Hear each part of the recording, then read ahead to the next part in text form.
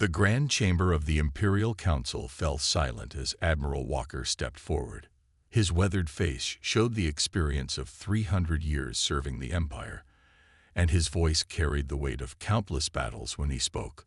"Distinguished council members, I must warn you against this course of action," he said, his words echoing through the massive Golden Hall. "The humans are not like other species we have encountered." High Commander Stone laughed from his elevated seat, his purple robes shifting as he leaned forward. "These primitives barely left their planet a century ago. What could they possibly do against our mighty empire?" Admiral Walker activated the holographic display in the center of the chamber. Images of Earth's military developments floated in the air, showing warships under construction in orbital shipyards. "Our surveillance shows they have advanced faster than any species we have ever encountered," Walker explained, pointing to the data streams. "In just 50 years, they went from simple chemical rockets to antimatter drives. Their adaptation rate is unprecedented." Councillor Reed waved his hand dismissively. "Numbers and charts mean nothing, Admiral. We have ruled this galaxy for 10,000 years. Our technology is beyond their comprehension." "That's exactly what concerns me," Walker persisted. "Look at their combat footage. The hologram shifted to show human military exercises. They don't fight like us. They don't follow any standard doctrine. Each unit acts independently, adapts to situations in real time. Their commanders encourage individual thinking." The council members muttered among themselves. Such behavior was unheard of in proper military forces. High Commander Stone's face darkened with disapproval. "Even more worrying," Walker continued, "they prepare for war constantly. Every piece of their technology has both civilian and military applications. They call it dual-use technology. Even their entertainment involves combat scenarios they call video games, training simulations for their entire population."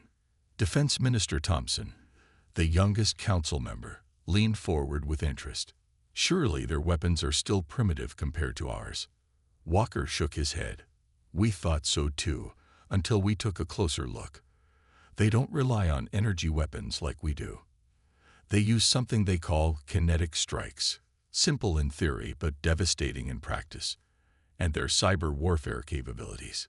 He paused, looking troubled. "They've already detected our surveillance ships 3 times. We only realized this because they wanted us to know." The chamber erupted in concerned whispers. High Commander Stone slammed his fist down, restoring order. "Enough. We cannot allow a potential threat to grow unchecked. The Empire has never backed down from a challenge, and we won't start now." As the Council debated on the edges of the Sol system, Imperial ships emerged from faster-than-light travel. Their sleek forms reflected the distant sunlight as they moved into position for what they believed would be a simple show of force. But deep within Earth's Lunar Defense Command, alarms were already ringing. Lieutenant Commander Foster walked calmly through the underground base as red lights flashed overhead. She entered the command center, where dozens of operators monitored their stations. "Report," she ordered, taking her seat. "Multiple FTL signatures detected, Ma'am," an operator responded. "Matching the patterns we've been tracking for the past year. The Empire is finally making its move." Foster nodded, a slight smile playing on her lips. "Send word to all commands. Operation Looking Glass is in effect. Let's show them what humanity can do." Across the solar system, hidden defense platforms powered up. Stealth satellites activated their tracking systems, and in underground bases across Earth, crews ran to their stations. Humanity had spent decades preparing for this moment. Back in the Imperial Council chamber, Admiral Walker made one final plea. "My fellow council members, I implore you to reconsider. If we provoke the humans, we may unlock something we don't understand. All our data suggests they excel at one thing above all else: warfare." High Commander Stone stood, his decision made. "The Empire has spoken. Send the diplomatic vessel first, as tradition demands. When they refuse our generous offer of submission, we will show them the true meaning of power." Admiral Walker bowed his head in resignation. Under his breath, he whispered, "May the stars have mercy on us all, because the humans won't." The Imperial diplomatic ship Star's Grace appeared at the edge of Earth's atmosphere, its golden hull gleaming in the sunlight. It was a beautiful sight, designed to impress primitive species with its grandeur. Captain James watched it from the observation deck of the International Space Station, his face showing no emotion. "Quite a show they're putting on," he said to his crew. "Let's give them the welcome they expect." The human greeting party launched from the space station in what appeared to be a simple shuttle. The Empire's sensors would see exactly what humans wanted them to see: an unarmed transport with basic propulsion. They wouldn't detect the quantum-shielded weapons or the advanced scanning systems hidden within its hull. The Imperial ship's main door opened, revealing Ambassador Gold in his ceremonial robes. He stood tall, flanked by guards in shining armor, expecting to see awe on the faces of these primitives. Instead, he found himself looking at Captain James and his team, all wearing simple blue uniforms, standing relaxed and confident. "Welcome to Earth," James said with a polite smile. "We've been expecting you." Ambassador Gold's perfect smile flickered for just a moment. "Expecting us? Impossible. Our arrival was meant to be a surprise." "Oh, we've known about the Empire for quite some time," James replied casually. "Your cloaking technology is impressive, but it has some flaws when dealing with quantum detection systems." The ambassador's face hardened. "Then you know why we're here. The Galactic Empire offers you a chance to join our great civilization. Submit now, and your transition will be peaceful." James maintained his friendly expression. "That's a generous offer, Ambassador. However, we have a counter-proposal. Leave our space, and we won't have to demonstrate why that would be in everyone's best interest." Gold's face turned purple with rage. "You dare threaten the Empire? Perhaps a demonstration is needed." He raised his hand, preparing to signal the hidden fleet. "You mean the fleet hiding behind Jupiter's moons?" James asked innocently. "Or the ones near Mars? We've been tracking them since they arrived. Would you like to see our own demonstration?" At that moment, hundreds of small lights activated around the Imperial diplomatic ship, hidden human defense platforms, previously invisible to Imperial sensors, suddenly revealed themselves. Each one was armed with weapons the Empire had never seen before. Ambassador Gold's confidence crumbled as his sensors finally detected the true nature of the human shuttle. It was more advanced than anything in the Imperial fleet. "Impossible," he whispered. "You're primitives. You only achieved spaceflight a century ago." "A century is a long time when you're preparing for war," James replied. "We've known others would come eventually. We made sure we'd be ready." The ambassador's communication device chirped urgently. The Imperial fleet was under threat. Somehow, human ships had appeared out of nowhere, surrounding each Imperial vessel. Their stealth technology was beyond anything the Empire possessed. "This is your only warning," James said firmly. "Leave now, and we can avoid unnecessary conflict. Stay, and you'll learn why every human child grows up learning about war, why we spend so much preparing for it, and why your empire should have listened to Admiral Walker." Gold's eyes widened at the mention of Walker's name. "How do you know about?" "We have our ways," James interrupted. "Your empire isn't as secure as you think. This is your last chance, Ambassador. Choose wisely." Instead of responding, Gold pressed a hidden button on his robe. The Imperial fleet emerged from hiding, thousands of ships appearing across the solar system. It was meant to be an overwhelming show of force. James sighed and touched his earpiece. They chose the hard way. "All units, execute Operation Firebreak." Across the solar system, human ships emerged from dimensional pockets, a technology the Empire had never dreamed possible. Each Imperial ship found itself targeted by multiple human vessels. As Ambassador Gold watched in horror, Captain James spoke one final time. "We tried to be diplomatic. Remember that when you tell your empire what happened here. Now let us show you why humans have always excelled at warfare." The space around Earth lit up with weapons fire, marking the beginning of a war that would change the galaxy forever. The Imperial Fleet commander's face showed pure shock as the first wave of his ships exploded. Human vessels moved in ways that defied normal space combat, appearing and disappearing at will, striking from impossible angles. Impossible, he shouted from his flagship's bridge. Their technology is too advanced. How did we not know about this? His tactical officers struggled to track the human ships on their displays. Sir, they're using some kind of dimensional shifting technology. Our targeting systems can't lock on. The battle around Earth had turned into chaos within minutes. The Empire's standard battle formations, perfected over thousands of years, meant nothing against human tactics. Each human ship acted independently, following no pattern the Empire could predict. On the bridge of the Earth Defense Force flagship, Thunderchild, Admiral Marcus watched the battle unfold with calm focus. "Status report," he ordered. "Enemy shields are failing against our kinetic weapons, sir," his weapons officer reported. "They're completely unprepared for physical projectiles. Their energy shields are designed to stop plasma and laser fire." Marcus nodded. The Empire had relied on energy weapons for so long, they'd forgotten the simple effectiveness of physical ammunition. Humanity's rail guns and mass drivers tore through their defenses like paper. "Launch the drone swarms," Marcus commanded.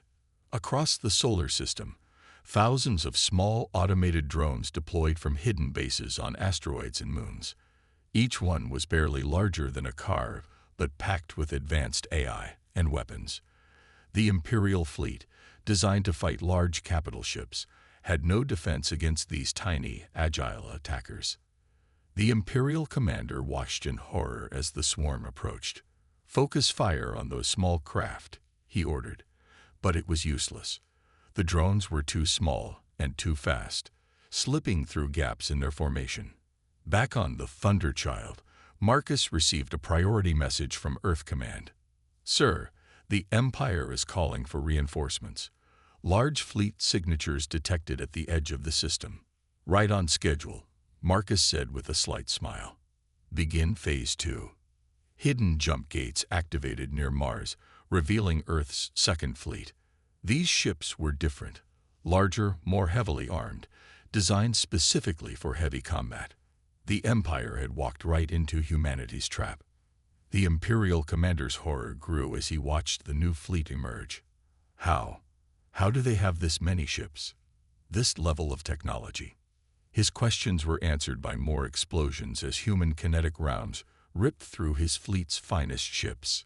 The Empire's energy weapons, while powerful, needed time to recharge between shots. Human railguns had no such limitation, firing constant streams of hypervelocity projectiles.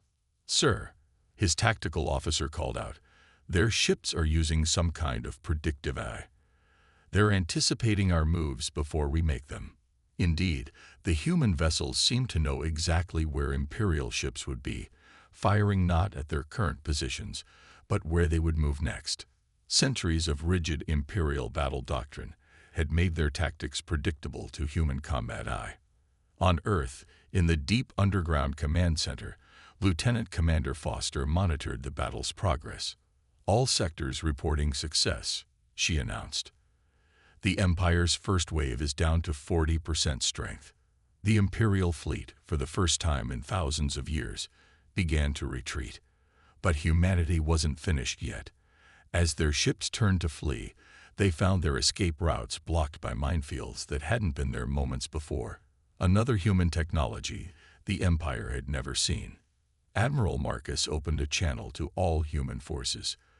The Empire came expecting to find primitives. "Let's show them exactly how far humanity has come. All ships, execute combat pattern Delta. No mercy." The space around Earth lit up with weapons fire as humanity's ships pressed their advantage. Imperial vessels, caught between the hammer of Earth's main fleet and the anvil of their drone swarms, began to break apart. In the Imperial flagship, now heavily damaged, the commander realized the terrible truth. They hadn't been preparing to join the Empire. Humans had been preparing to fight it, and they were winning.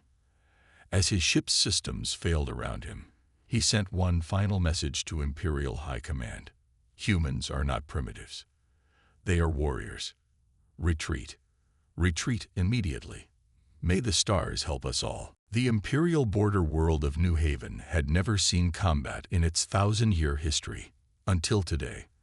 The sky lit up as human warships emerged from dimensional rifts, technology that the Empire had deemed impossible. Admiral Marcus stood on the bridge of the Thunderchild, now deep in Imperial space. Status of the fleet. All ships reporting ready, sir, his executive officer replied. The new stealth systems are working perfectly. Imperial sensors still can't detect our support fleet. The humans had brought something special for their first attack into Imperial territory.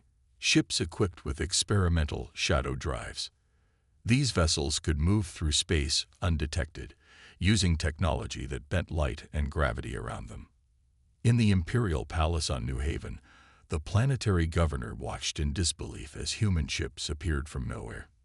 His defense fleet, caught completely unprepared, scrambled to respond. How did they find us?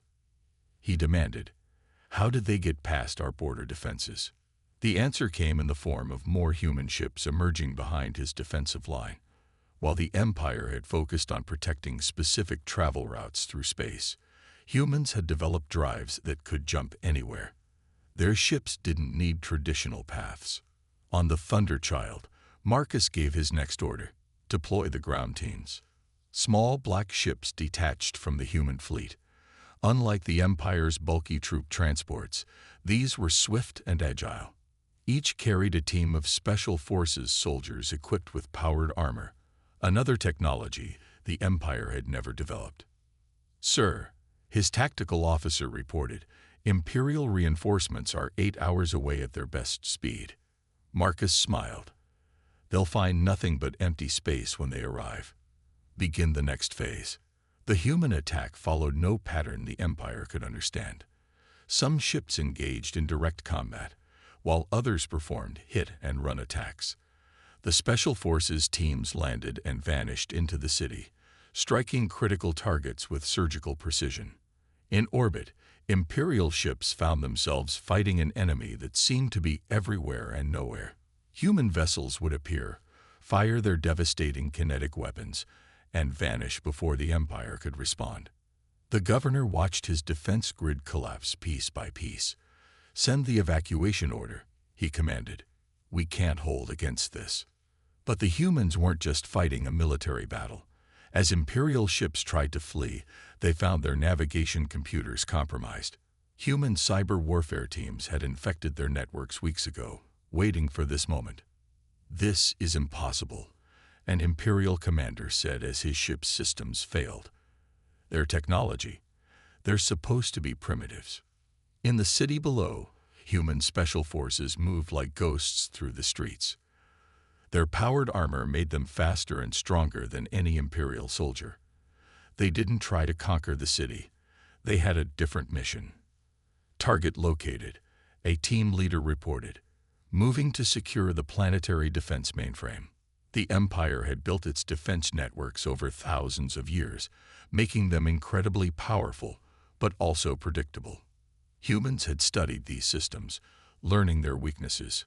Back on the Thunderchild, Marcus received the confirmation he was waiting for. Sir, Special Forces have secured their objectives. All critical Imperial data has been copied. Begin Phase 3, Marcus ordered. Across the planet, human ships launched small devices into orbit. The Empire's sensors registered them as debris from the battle. They were wrong. All teams, clear the area, Marcus commanded. Detonation in 3 minutes. The human fleet vanished as quickly as it had appeared, leaving behind a confused and battered Imperial force. When the devices activated, they didn't explode. Instead, they created a quantum disruption field that disabled every piece of Imperial technology on the planet. New Haven, one of the Empire's proudest worlds, went dark. Its defense fleet hung powerless in orbit, and in the Imperial capital, the High Council received a message that chilled them to their core. This was just the first world. We can strike anywhere, at any time. How many more worlds will fall before you realize you started a war you cannot win? Humanity. The Empire had ruled the galaxy through fear for 10,000 years. Now, for the first time, they knew what it felt like to be afraid. The space around Mars turned into a sea of light as 10,000 Imperial warships emerged from faster-than-light travel. It was the largest fleet ever assembled in the Empire's history. Ships gathered from every corner of their territory. High Commander Stone stood on his massive flagship's bridge, watching his fleet take position. "Let them try their tricks against this," he said coldly. "No force in the galaxy can stand against the full might of the Empire." Deep inside Mars's hidden bases, Lieutenant Commander Foster watched the Imperial fleet's arrival on her monitors. She opened a channel to Earth Command. "They brought more ships than we expected. Estimate 3 times our projected numbers." "Understood," came the calm reply. "Initiate the Scattered Earth Protocol." Across the solar system, human cities began to vanish. Massive shield generators activated, bending light and gravity around population centers. To Imperial sensors, Earth now appeared largely abandoned. On his flagship, Stone frowned at the readings. "Where are they hiding?" "Find their cities."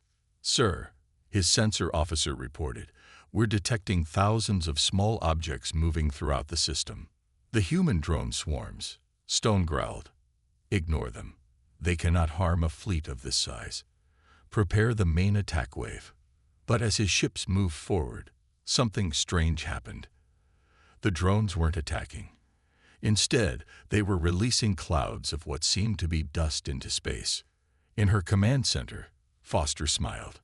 Nanite clouds deployed, activating the hive mind. The dust wasn't dust at all. It was billions of microscopic robots. As Imperial ships passed through the clouds, the nanites began their work, attaching to hull plating and seeping into systems. Stone's first warning came when hundreds of his ships suddenly lost power.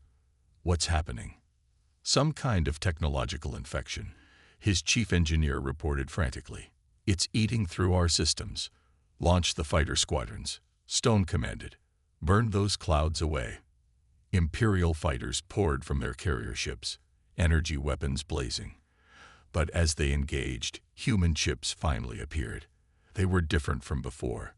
Smaller, faster, piloted not by humans, but by advanced AI. "Combat AIs activated," Foster reported, beginning systematic engagement. The human AI fighters moved in ways no living pilot could match, pulling maneuvers that would kill any organic being. Imperial pilots, trained to fight predictable enemies, found themselves hopelessly outmatched. Stone watched in growing horror as his fighter squadrons were systematically destroyed. Where is their main fleet? They must be hiding their capital ships somewhere. His answer came as massive energy signatures appeared behind his fleet. Human warships emerged from dimensional pockets, their weapons already firing. They let us commit our forces, Stone realized too late. This was a trap. The Battle of Mars became chaos. Imperial ships, their formations broken by the nanite attacks, couldn't coordinate effectively. Human AI fighters darted between them, causing confusion and destruction. And the main human fleet struck from behind with devastating precision. "Sir," Foster's tactical officer reported, "Imperial command and control networks are compromised. Their ships can't communicate with each other." This was humanity's true advantage. While the Empire relied on rigid command structures and direct orders, human forces could act independently. Each ship's AI could make instant decisions, coordinating with others through quantum-encrypted networks the Empire couldn't detect or disrupt. On his flagship, now surrounded by human vessels, Stone watched his mighty fleet fall apart. Ships that managed to avoid the nanites were picked apart by AI fighters. Those that tried to retreat found their navigation systems compromised. "How?" he demanded. "How can they be defeating us? We have ruled space for 10,000 years." The answer came in a transmission from a human ship. "You built an empire on fear and stagnation. We built our civilization knowing we would have to fight for survival. Today, You learn the difference. As Stone watched helplessly, the largest fleet in Imperial history was systematically torn apart by an enemy they had dismissed as primitives. In the time it took him to give one order, human AIs had already executed thousands of combat decisions. The Empire's greatest attack had failed, and humanity wasn't finished yet. The Imperial capital world's defenses were the strongest in the galaxy. Orbital rings bristled with weapon platforms, and energy shields made invasion impossible. At least, that's what the Empire believed. They never saw the 5 human stealth ships that slipped through their defenses. In the Imperial High Council chamber, Councillor Reed was giving a speech about final victory when the lights went out. Backup systems failed. Communications died.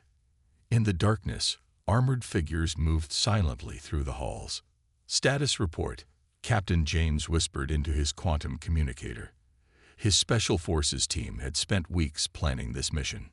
Team 2 in position at the Central Power Core, came the response. Team 3 has secured the defense mainframe. Teams 4 and 5 are moving on secondary targets. Across the Empire, similar scenes played out on 20 different worlds. Human special forces, using technology that made them practically invisible, struck at the heart of Imperial power. Admiral Walker, who had warned against this war, sat in his private chambers when his door quietly opened. A human soldier in powered armor appeared, helmet visor reflecting the room's dim light. Admiral Walker, the soldier said softly, "We need to talk about the future of the Empire." On Earth, Lieutenant Commander Foster monitored the synchronized attacks. "All teams report success," she announced. Phase 1 complete. Admiral Marcus nodded from his command chair on the Thunderchild. "Begin Phase 2. Deploy the quantum viruses." Throughout Imperial space, hidden programs activated in computer networks. Unlike simple computer viruses, these were AI constructs that evolved faster than security systems could respond. They didn't destroy, they took control. On thousands of Imperial worlds, citizens watched in surprise as their entertainment systems activated with a message. "Your Empire started this war. Ask them why your children are dying for their pride." The Empire's rigid control of information had kept their citizens ignorant of many defeats.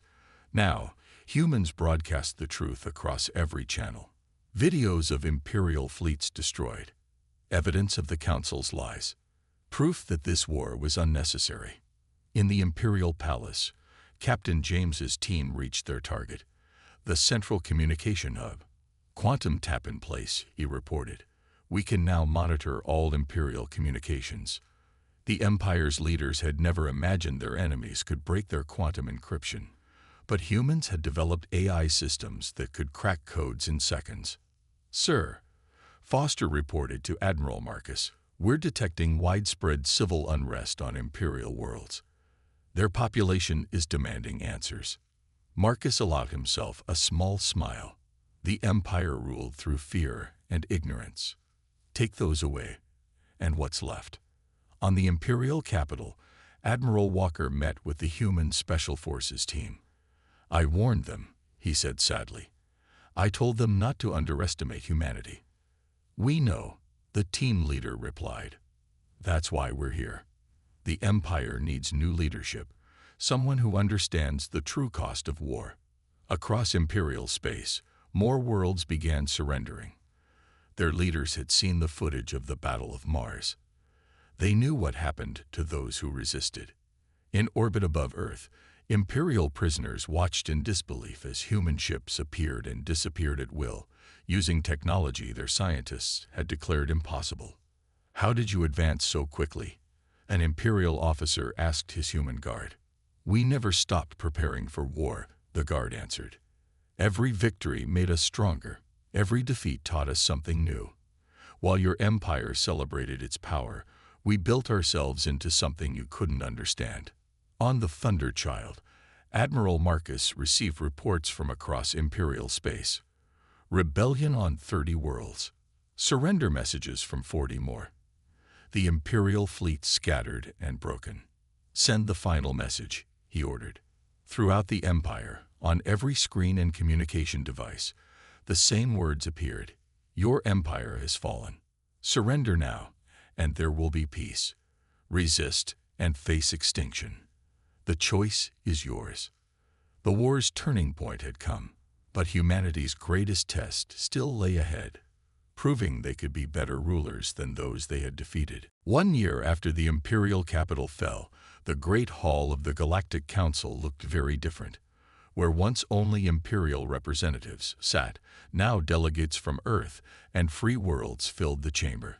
Admiral Walker, newly appointed as the provisional governor of the reformed empire, stood at the podium.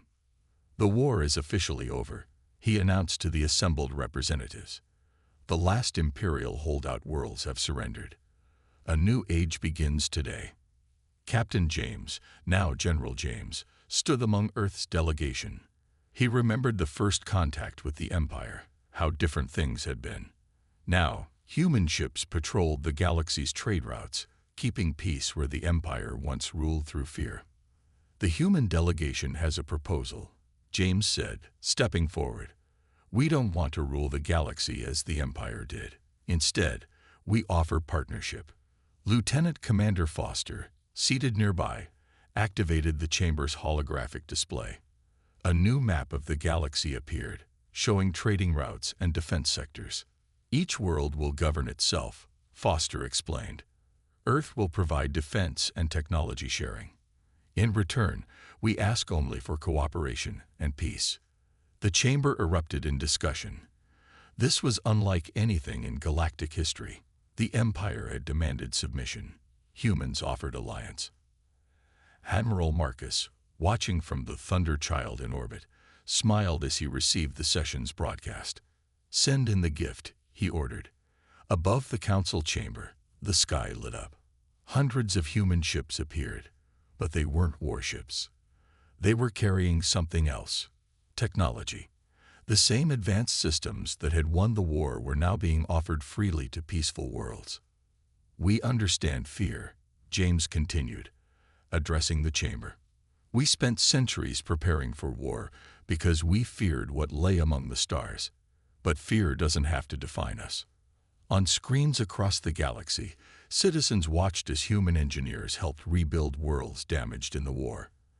Their nanite technology, once used for destruction, now repaired ruined cities in days instead of years. Admiral Walker stepped forward again. I once warned the Empire about humanity's power. Now I give a different warning. If you threaten peace, humans will respond, not as conquerors, but as guardians. In deep space, imperial warships that once patrolled trade routes were being transformed. Human AI systems were installed, turning them into automated peacekeepers. Their weapons remained, but now served to protect rather than threaten.